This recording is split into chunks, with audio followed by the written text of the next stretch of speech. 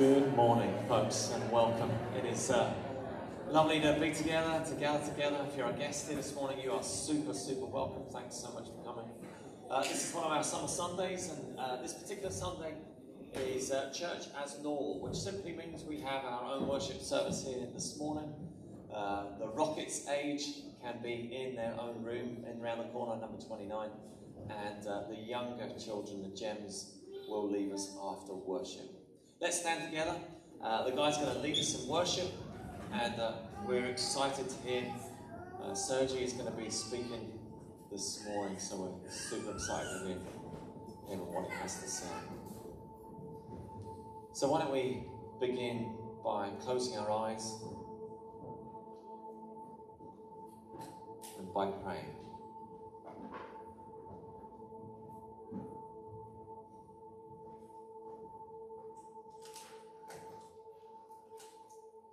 God, we thank you for this time together as your family.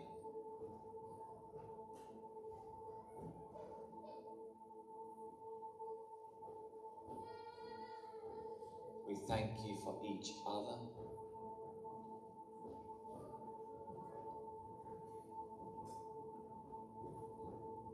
And God, we thank you that you know each one of us deeply and lovingly.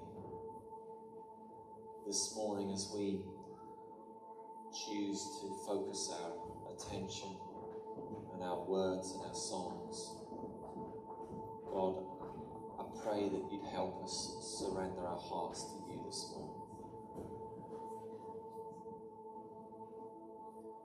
As we choose to come to be together, we choose to come to be with you, and we ask that you would be with us.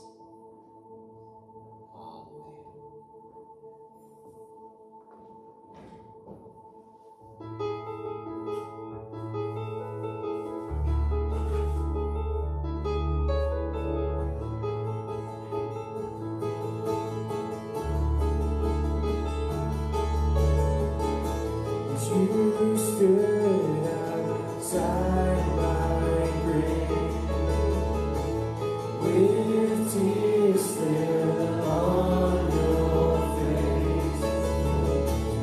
I heard you say my name. My night was turned to day as you came. I knew as you would come, and you said, my heart it woke up.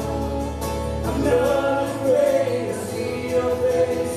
Light of light, she came.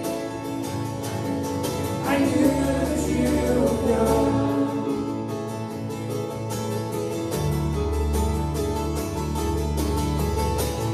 You said it's only Stephen.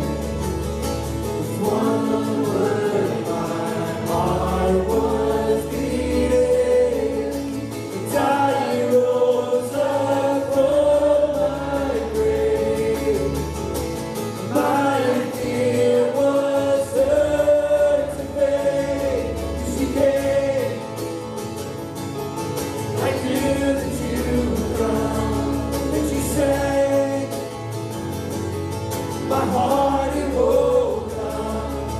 I'm not afraid to see your face. Light of light, she came. I knew that you would come.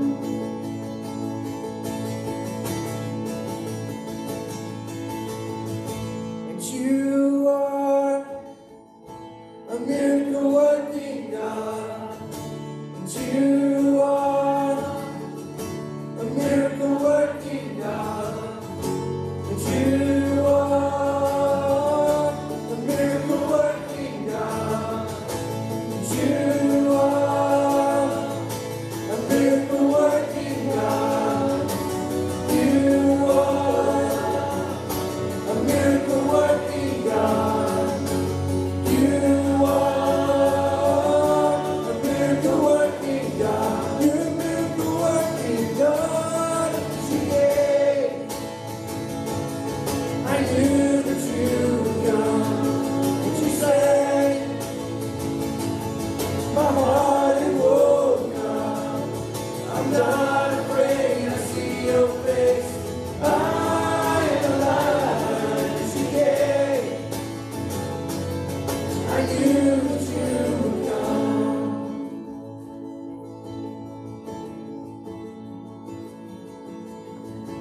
that you are a miracle working God, that you are a miracle working God, that you are a miracle working God.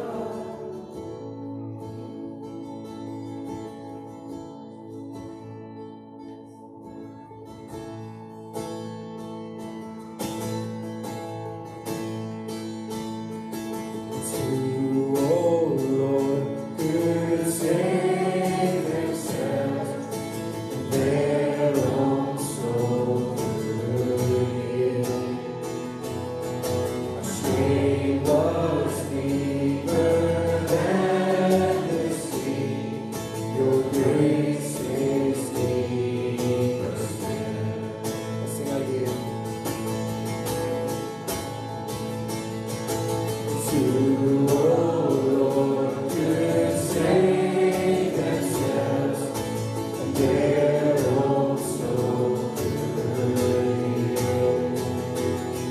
Our shame was deeper than the sea. Your grace is deeper still. You alone can rescue. You alone can save. You alone can lift us from the grave. But you came down to find us, get us out of there. You alone belong the highest praise.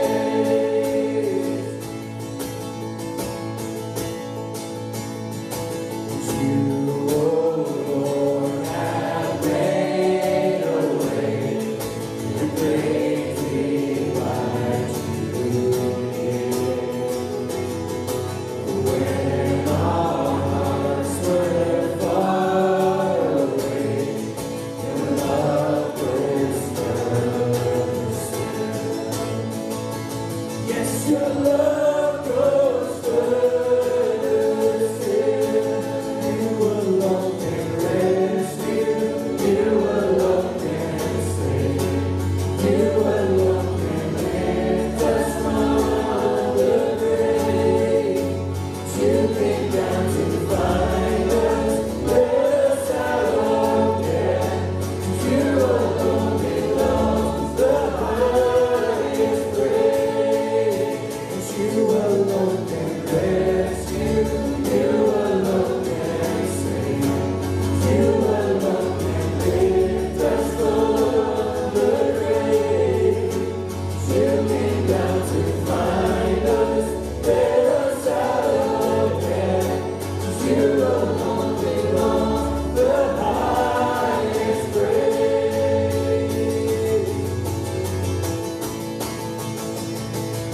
Lift up our eyes, lift up our eyes, you're the giver of life. We lift up our eyes, lift up our eyes, you're the giver of life. We lift up our eyes, lift up our eyes, you're the giver of life. We lift up our eyes, lift up our eyes, you're the giver of life. We lift up our eyes, lift up our eyes, you're the giver of life. We lift up our eyes, lift up our eyes, you're the giver of life. We lift up our eyes, lift up our eyes, you're the giver of life. We lift up our eyes, lift up our eyes, you're the giver of life. And you alone can rescue, you alone can save, you alone can lift us from the grave. You came down to find us, let us out of death.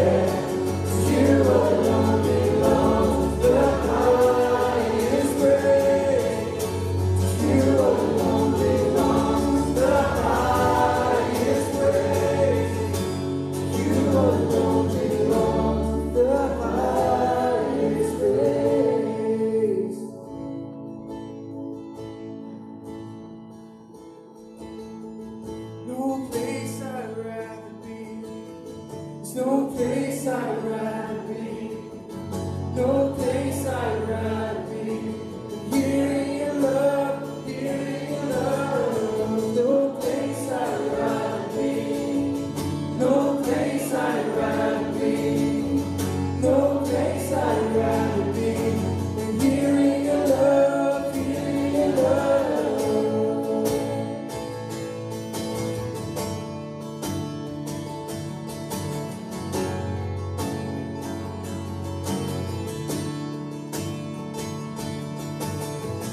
No place I'd rather be.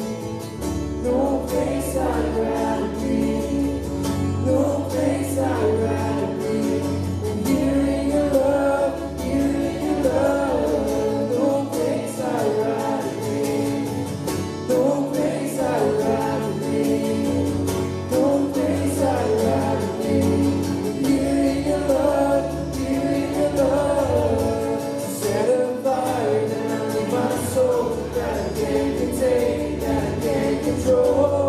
I want more of you, God. I want more of you. Set a fire down in my soul that I can't contain, that I can't control. I want more of you, God. I want more of you. Set a fire down in my soul that I can't contain, that I can't control. I want more of you, God. I want more of you. Set a fire down in my soul that I can't contain, that I can't control. I want more of you, God. I want more of you.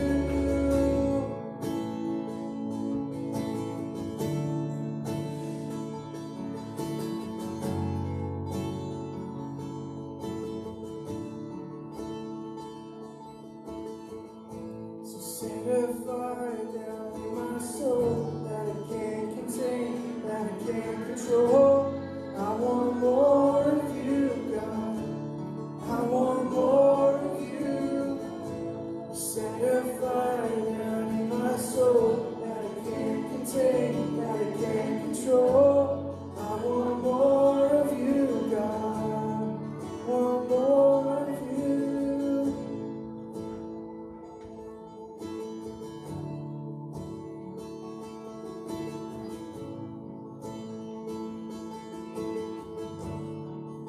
Your name is like honey on my lips.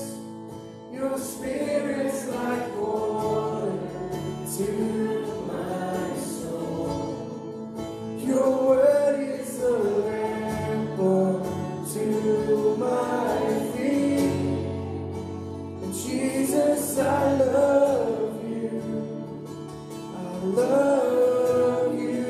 Your name is like honey on my lips. Your spirit's like water to my soul.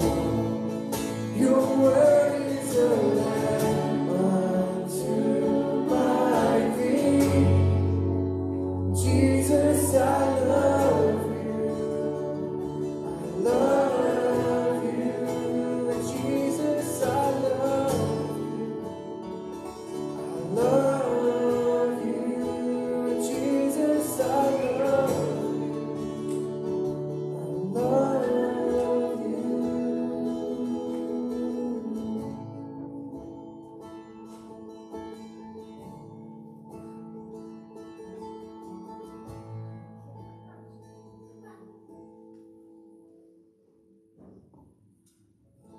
Jesus, we love you. And Lord, we just crave your peace this morning. God, just help us be still. Help your spirit to come in this room, Lord, and let us be so sensitive this morning to what you've got to say. In Jesus' name we pray. Amen. Good morning. You're so welcome to Carrickfergus Vineyard this morning. Don't want to fall off. Too scared. I'm Steph, and I am part of the youth team here at Carrickfergus Vineyard, and it's so lovely to see all your beautiful faces. Short and sweet this morning, you'll be glad to know. Next Sunday we are going on an adventure to the allotment, so you're more than welcome to join us there. If you haven't been, I haven't been yet, that is the perfect opportunity to go and see what's going on there. So it's the Eden Community Centre. Is that near the allotment? It's beside the allotment, so there you go. And that's in Eden, just outside Carrick, in case you weren't aware. On Monday, the 22nd of August, we are having a kids team night. So if you are already involved in kids ministry or you really want to get involved, this is a must for you. So you would be strongly encouraged to attend, and that's on the 22nd of August at 7:30 in our venue. We are going to take a short break now, and while we have a break, there's going to be an offering basket going round. So giving is a very important part of our life in Carrick, so you can give in the basket, or there is multiple other ways to give on screen now. And Sergi, I believe, is going to come and speak to us. So yeah.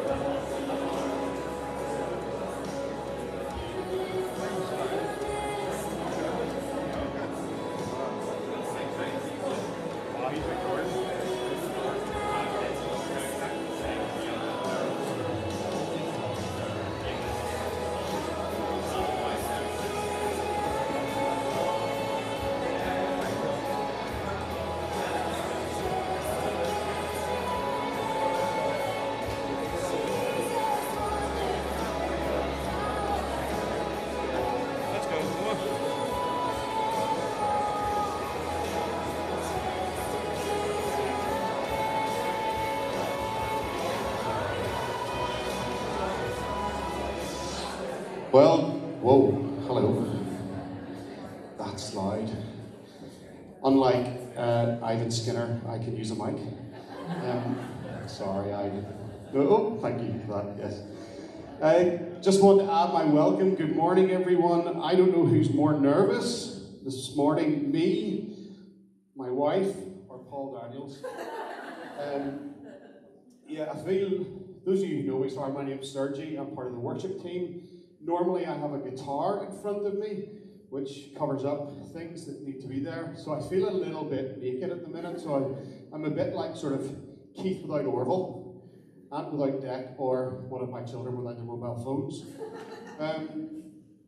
But Paul's pretty much given me free rein this morning, which is nerve-wracking for him, definitely. So what I thought I would do is over the next 50 minutes, if we take a deep dive into Revelation, just to add some gravitas to this morning. So, needless to say, we're not going to do that, and this morning will not be all humour. I haven't spoken before at the front of a church, so this is kind of nerve-wracking. So, can we just take a minute and can we pray?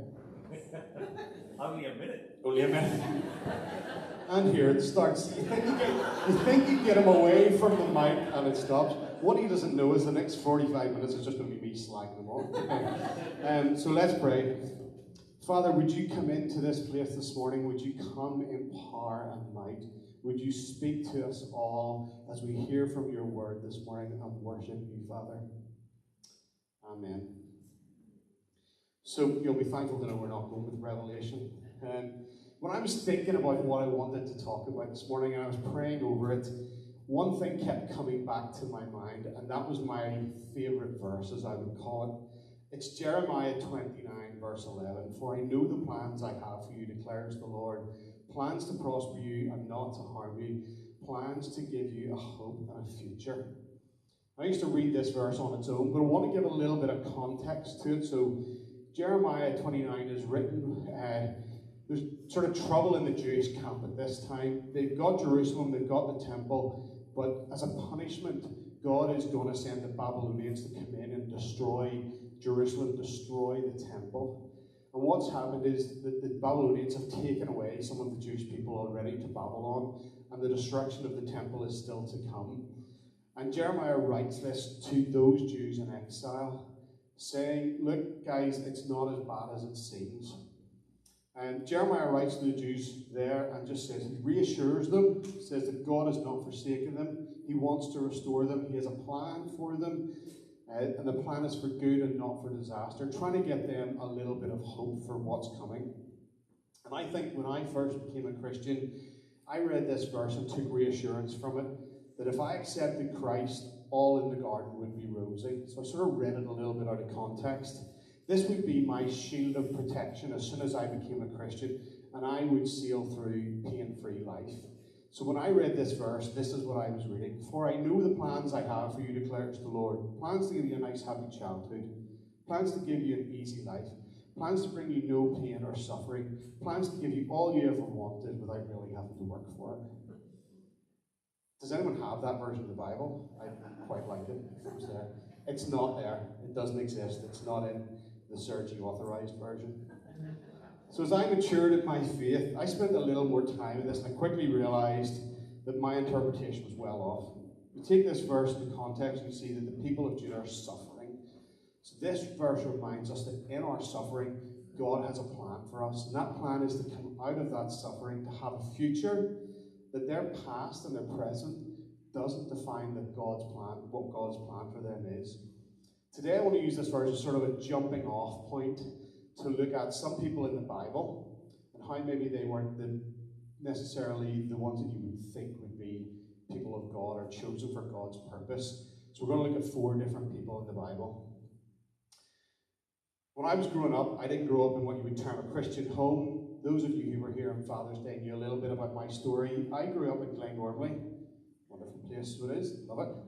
In a 3-bedroom council house with my mum, granny, grandad, 2 aunties, and an uncle, and at one stage a dog as well. A little terrier thing that used to eat my food. That's about my only memory of it. Basically, we had a busy house, lots of adult and me running around, so I was sent off to go to youth club and anything that was free that I could go to. Our local church at the time was Ballyhenry Presbyterian, and my granny had a faith.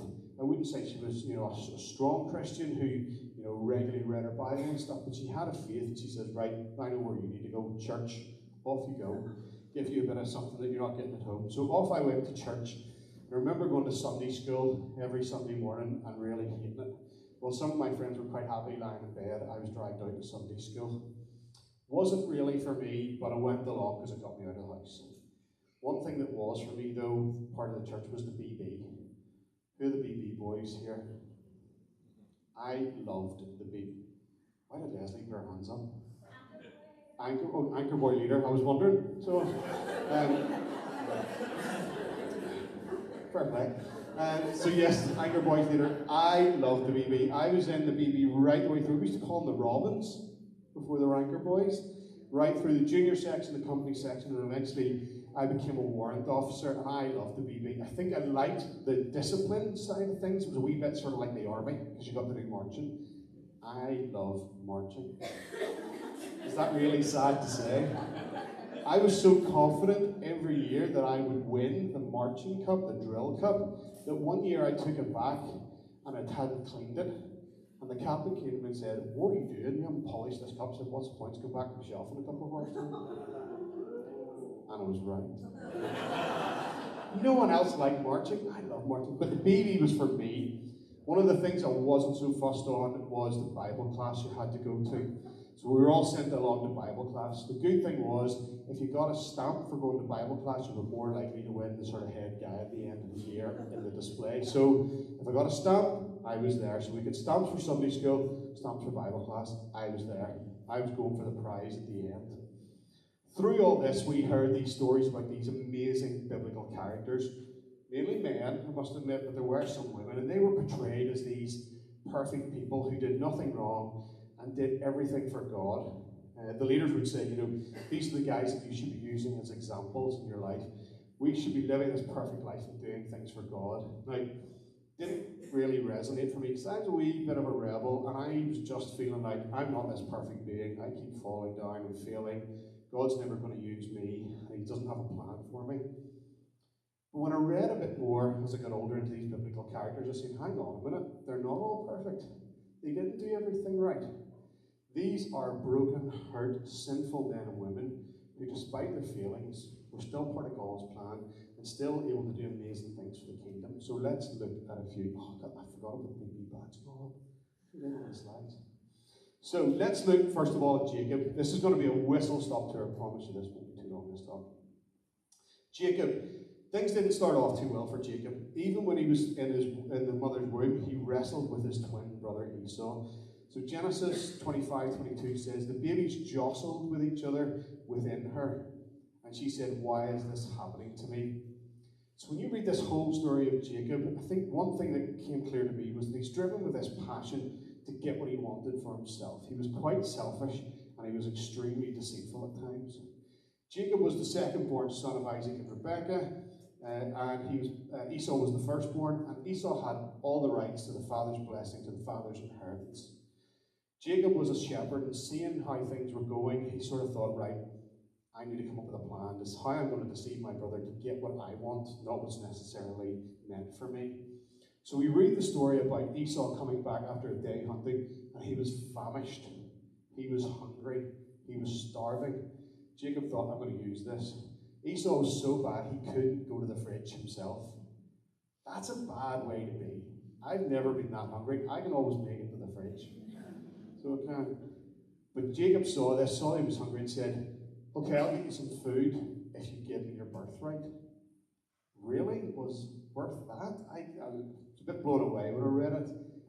What was worse was Esau agreed. He went, I am so hungry, I cannot move. Go and get me some food, and I will give you my birthright. It was pretty much like Nathan Fugard this week after rugby training for the first time in 4 years when he was asking me for a drink. I don't think he could move, he was that tired. You get a couple of jibes in somewhere. So he was so hungry he gave up the right to his birthright. Second time later on we read about Jacob and Rebekah tricking Isaac. So Isaac was old and frail and he lost his eyesight, couldn't tell his sons apart. And he knew that Esau was a hairy man, Jacob was a smooth-skinned man, and his brother was off hunting again, and Isaac was calling for his sons. Jacob put on animal hairs to go to his father to get his blessing, to get his inheritance. Again, using trickery and deceit. However, God had a plan for Jacob. God wanted to enter into a relationship with him, but he couldn't do it until Jacob admitted his weakness and self-reliance on deceit and trickery. Jacob realized what was going on, realized he was doing wrong, and once he realized things, God's plan was enacted. He blessed him, changed his name to Israel, which is where we get the people of Israel from. God said to Israel, I am God Almighty, be fruitful and increase in number. A nation and a community of nations will come from you. Kings will be among your descendants. Wow. A nation, a community of nations. This is a man who relied on himself, who lied, who cheated, who was deceitful. but yet he was God's chosen person. For I know the plans I have for you, declares the Lord, plans to prosper you and not to harm you, plans to give you a hope and a future. Let's move on to Rahab. So in the book of Joshua, we read that the people of Israel were on the move. They were on the way to the promised land, and in front of them lay the city of Jericho. Jericho was a large, reinforced city, and I can imagine the group of Israelites who had been chomping through the desert for so long, coming over the hill and seeing Jericho and just going, right, there's no chance. We cannot do this. We cannot break this city down. Joshua, as the leader of the people at that stage, sends out 2 spies, knowing that he was pretty much probably sending them on their final mission because they would not survive the city, but he hoped to get some information. And although Jericho was a fortress, the people who actually, some of the poorer people lived outside the walls. Rahab and her family were poor. They ran a tavern right outside Jericho's walls. Now, first of all, Rahab was a Canaanite. Canaanites were the hated enemies of Israel. Second, Rahab was a prostitute, often referred to as Rahab the harlot. The characteristics you would not put together with someone that God would choose to do his work. However, Rahab was smart. The 2 spies came to her tavern, and she knew that she had to help them. She was in tune with what God was saying. So she told the spies, if you come in, I'll keep you safe. Just spare my family from what's coming.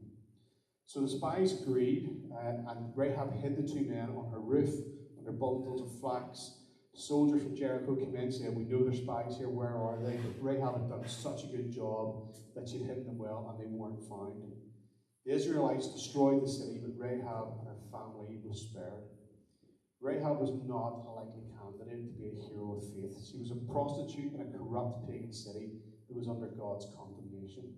She was an enemy of Israel. However, Rahab heard that the Israelites were God's chosen people. She aligned with God's people, and her family were saved. She didn't let her past or her present dictate her future. When God called, she answered. And what's amazing is when we move into the book of Matthew and read the genealogy of Jesus, Rahab's there. She was the mother of Boaz, if I'm not mistaken. For I know the plans I have for you, declares the Lord, plans to prosper you and not to harm you, plans to give you hope and a future. Let's move into Peter. So we're moving into the New Testament. Now, Peter, I love the story of Peter. Just in case you haven't seen it, there's a little TV program going around. I think it's gone under the radar in this church. It's called The Chosen. And it's actually really good. It gives what I think a modern interpretation and a real life telling of what it was like to be with Jesus. And we see a really good insight into Peter. So if you haven't seen it, and if no one else has told you about it, I certainly recommend it. The first thing I love about Peter is his call. In the book of Matthew, we read the call of Peter, and it's a grand total of 2 verses. So let me read them to you. Matthew 4:18 to 20. As Jesus was walking beside the Sea of Galilee, he saw 2 brothers, Simon called Peter and his brother Andrew. They were casting a net into the lake, for they were fishermen. Come, follow me, Jesus said, and I will send you out to fish for people. At once they left their nets and followed him. I'm going to read it in the Message as well, just the last bit. Jesus said to them, come with me. I'll make you a new kind of fisherman. I'll show you how to catch men and women instead of perch and bass. They didn't ask questions, but simply dropped their nets and followed him. Wow. He must have been some character for them just to go, yeah, okay, let's go. I wonder if you're like me, are you possibly a bit of a procrastinator? I know I certainly am. Hope I've got the word wrong, because I keep saying pontificator and procrastinator and getting it wrong, but I'm looking at my wife, so she's nodding, so it's okay. I tend to do things in my own time. My poor wife will leave out recycling for me to do. She'll say, cut the grass. She'll say, whatever I'm meant to do. And I'll say, yeah, I'll do that.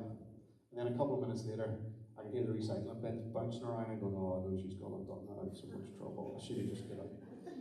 I like to put things off. I'll do it in my own time. Probably would have got round to it eventually, but just not in other people's time. Now, I can imagine Jesus walking by me when I'm doing a bit of fishing, and he says, come follow me. I'm probably going to say something like, sounds great, Lord.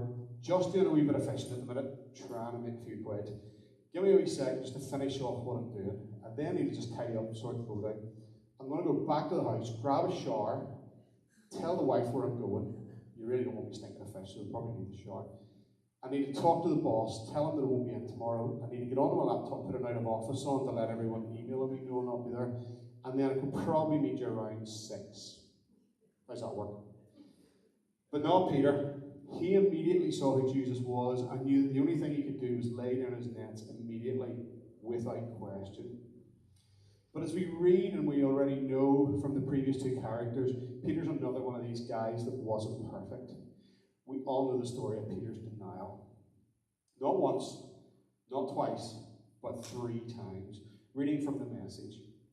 Arresting Jesus, they marched him off and took him into the house of the chief priest. Peter followed, but at a safe distance.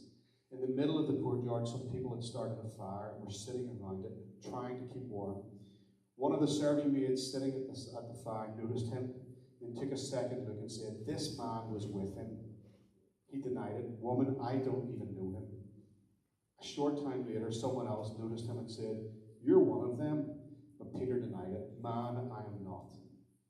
About an hour later, someone else spoke up, really adamant. He's got to have been with him. He's got Galilean written all over him. That's an interesting phrase. Peter said, "Man, I don't know what you're talking about." At that very moment, the last word hardly off his lips, a rooster crowed. This man who had followed Jesus denied him. He was ashamed of his connections with Jesus, and he gave in to his insecurities and fears, but yet God has a plan for him. Peter, as we all know, was the rock on which he would build his church. The denial of Jesus did not rule him out. "For I know the plans I have for you, declares the Lord, plans to prosper you and not to harm you, plans to give you a hope and a future." The last character we're going to look at is Paul. Paul is known as a biblical giant, but back then, in the early days, he was called Saul. He was from Tarsus and he was a Pharisee. So the Pharisees were these cold, legalistic group of Jews. He was a well-educated man. He spoke both Hebrew and Greek, which at the time was pretty good. And when we first read about him in the Bible, he's actually an accomplice to murder. So he was guarding the clothes of a mob that were stoning Stephen. Stephen's only crime was preaching about Jesus. We all know that Paul was termed a prosecutor of Christians. We read in Acts that he began to destroy the church, going from house to house, dragged off men and women and put them in prison. He travelled to many cities for the sole purpose of persecuting Christians. That was his sole goal in life. I am going to destroy what Jesus has built. This guy was the total opposite end of the spectrum to a follower of Christ. How could God ever use him? But while on a trip to Damascus to continue this campaign of hatred and persecution, everything changed. Saul had an encounter with Jesus on the road. He learned that he had failed in his efforts to serve God. He actually thought at the time he was doing God's will, but he learned that he was doing it wrong. Jesus appeared to Saul in a flashing light from heaven, and a voice saying, "Saul, Saul, why do you persecute me?" How could God use someone like this? Someone with this kind of past, someone whose hands are stained with blood. Yet listen to how Jesus described Saul to Ananias. "This is my chosen instrument to proclaim my name to the Gentiles and their kings, and to the people of Israel." Paul, a persecutor of Christians, was to become God's chosen instrument. "For I know the plans I have for you, declares the Lord, plans to prosper you and not to harm you, plans to give you hope and a future." I think it's important to point out in all these stories that we've heard about today that the plans and the purpose are not to glorify people, but to glorify God. God partners with his chosen people for the kingdom. I think Paul says it best in 1 Corinthians, whatever you do, do it all for the glory of God. It's not about how good I look, how good they look, what they've done for God, what we can do for God, but it's about his glory and the restoration of his people. One common thread that runs through these 4 stories we've looked at is the ability to discern God's voice and act upon it when they hear it. It can be easy when God comes in a flashing light. It does happen sometimes, but not as often as we'd like probably now. So I want to give you one final story. Paul uses the term, this Paul, not Paul. that one. Uses the term we're coming into land, and I want to use a story about landing as we come into land. Anyone who knows me knows I love flying. When I grow up, I want to be a pilot. I've said that from about 6 years old, and I still say it today. I want to fly planes. In 2019, before the pandemic all hit, I did 137 flights that year. That's how much I love flying. I used to go on holiday, and the best bit for me was the flight to the place and the flight home. I'm the kind of guy that would always ask when you got on your plane, any chance you can get into the jump seat? Now, since 9/11, that's all gone, but they used to allow you into the jump seat, the seat between the two pilots with a headset on, and you could sit there for the whole flight for landing. I loved it, and still love flying. When I was young, I joined the Air Training Corps, another sort of military organisation. I was able to get some flying training through that. It was great. We went up over Newton Arch, used to do barrel rolls and loop-the-loops and all this kind of stuff. That's all stopped now as well. See the things that have gone. They were so much fun. And I was lucky to be awarded a Royal Air Force flying scholarship at the age of 18. 20 hours free flying lessons in Dundee. This is Dundee Airport. What a nice approach. So in '97, I headed off and I spent 3 weeks there basically learning how to fly a single-engined aircraft. It was so much fun. After about 8 hours of flying around with an instructor, I landed actually this way. At the very end, I taxied up to the end. That's where the student's hut was. And the instructor said some very scary words to me. I'm getting out. Great. I'm getting out too. No, you're staying here. And you're going to fly one circuit. Don't muck it up. Do all your checks. Go back to the end of the runway. Take off, fly around and land. Right? Okay. So that was me on my first solo. So I took off, turned right over the river, back, turned around and landed again. It took about 5 minutes, but I was in heaven. The scariest bit was when you're taking off, you look over and your instructor's not there and you go, oh, okay. But that was great. That was my first solo after about 8 hours. After about 13 or 14 hours, we were allowed to prepare for a 1 hour flight by ourselves. So we did the route, we prepared, we had a plan to go up north of Dundee, did it all with an instructor, and then the day came. Weather looked alright. If you look at this picture, it's probably good. There's cloud cover, but it's really high. So whenever you learn to fly, you can't fly in cloud, you can't fly at night, you can't fly, with bad weather. That's a single engine, two-seater aircraft, that's it. So I took off, weather's fine, did all the stuff I was doing, playing around with the aircraft, doing the turns left, turns right, looking at the weather. There's a couple of parachutists were jumping out close by, that was quite fun to see. Just don't fly over there. Turned around to head back for the airport. I was absolutely gobsmacked as I watched this cloud bank roll in across the airport. And I'm going, oh my dear. I had no idea what to do. Started panicking, sweat was lashing off me. I'm looking around going, right, how much fuel I've got? Where's the nearest airport? Can I go to Glenrothes, which is about 30-minute flight time? Lookers is across the river. I've never landed at Lookers, I could go there. And I was just panicking.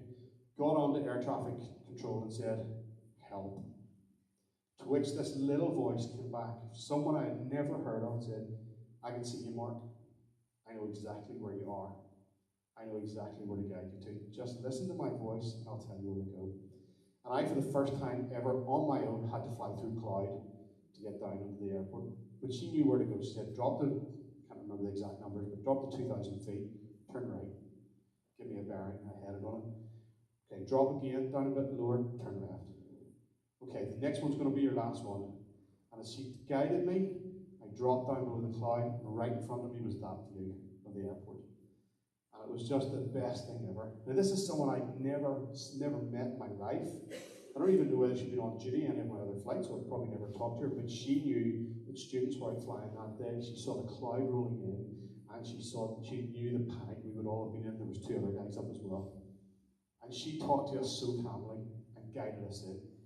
Someone we'd never met talked us down to where we needed to be. She knew the plan that we needed to have. We were on the right frequency so we could hear her, and everything went well. So think from that, it's really important that we learn 2 things. So I want to just sort of highlight 2 things from all that I've said. Sometimes our surroundings get the best of us, We need to take time and energy not to talk too much, but to listen. So the first thing I want to finish with really is, if we look at all these biblical characters, don't rule yourself out. Don't rule yourself out because of your past or your present. I see that happening so often. God could never use me. We've looked at 4 unlikely biblical characters who had many flaws, but God used them for his purpose and his glory. God's plan is to restore you, to give you hope, to give you a future, and through that demonstrate his awesome glory. Second, take time to tune into the right frequency. Listen to that voice in your head that's telling you where to go, when to turn right, when to turn left, when to descend, and when to go up. If you do all that, God has a plan for you. God has a purpose. Let's stand.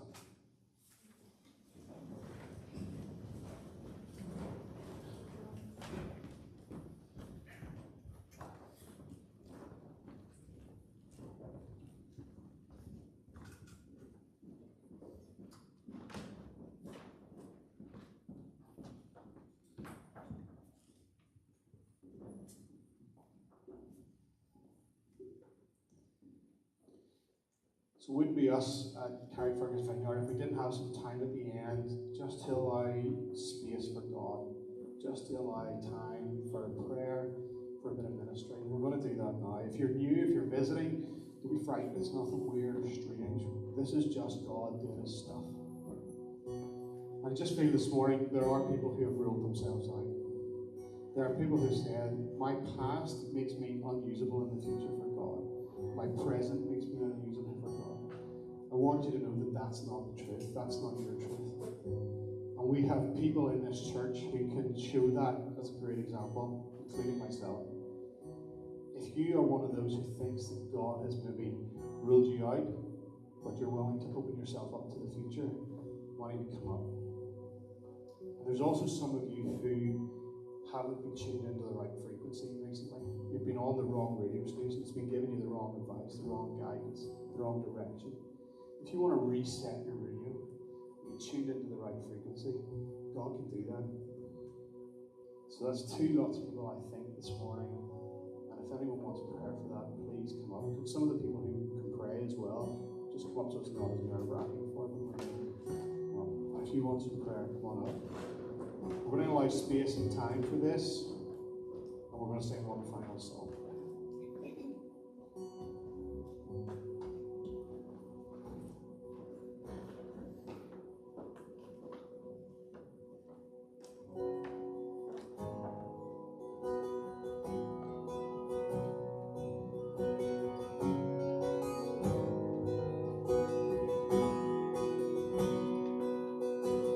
Father, come, yes, you have poured out grace.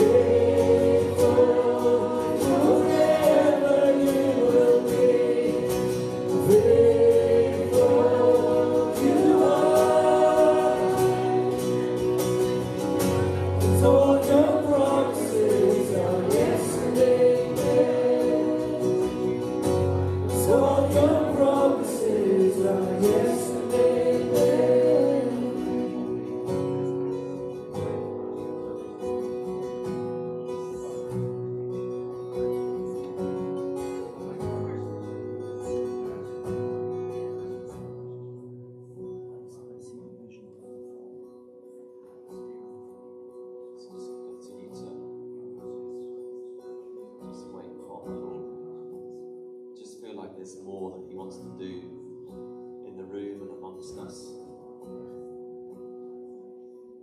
We have time. We don't want to just rush away, get on and have coffee and go about our day. We wait in your presence. Tune into what you're saying.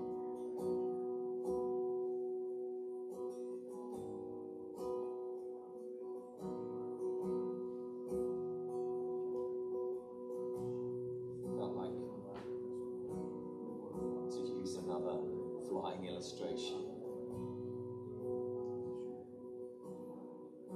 We need to check in.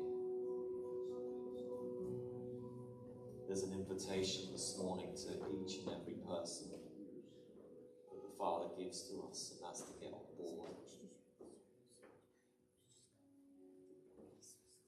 And it's like the enemy just wants to remove us. Take us out. These past couple of years we've been living in has just so made us weary and has prompted many of us to check out. And I believe that there's some here in the room, some you got here this morning, just even getting into this room this morning. There was a battle that went on that got you here. God's invitation to you, to all of us, is to check in.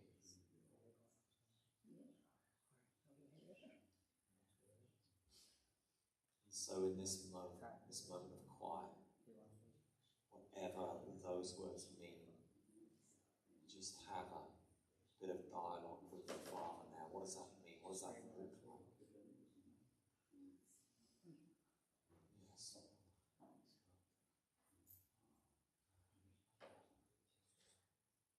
For some of us, we might still want to come forwards for prayer, for someone to pray with you, and in a moment you can do that. We would love for you to do that, actually, in a moment. But otherwise, our time is done here this morning. You are so welcome for tea and coffee. We just say this, teas and coffees can't be brought back into this room. If you have children and you wanted to kind of keep them in a safe environment, you can take your teas and coffees into the dogs' room and stay in there. You need to have a plastic lid on your coffee, but otherwise teas and coffees are out in the foyer, and you'll be so welcome to join us. Apparently there's a special birthday this morning, and some birthday cake will be presented and given to us, so maybe a happy birthday there too. Folks, please do come forwards if you'd like that.